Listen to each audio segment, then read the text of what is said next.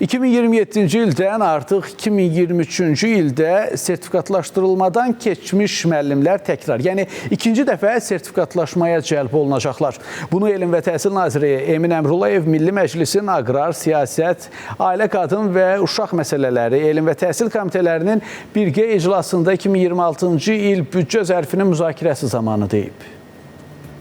2026-cı ilin dövlət büdcəsinə dair müzakirələr ayrı-ayrı komitələr üzrə bugün də davam etdi.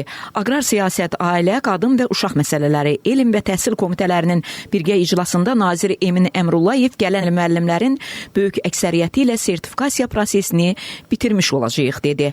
Qeyd etdi ki, yalnız 2026-cı ildə uğursuz olanların 2027-ci ildə təkrar sertifikatlaşması prosesi qalacaq. Emin Əmrullayev müəllimlərin dərs yükünün artırılmasından da danışdı.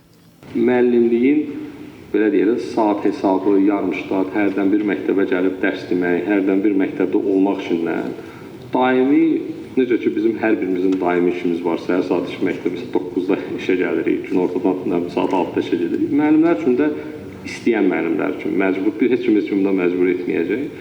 Tamamilə rəqabətli, kifayət qədər yüksək əmək haqqısı olan və daimi ştatda olan müəllim. Daimi ştatda olan müəllim nə deməkdir? Onun həftəlik dərs yükü 18-24 saat olacaq.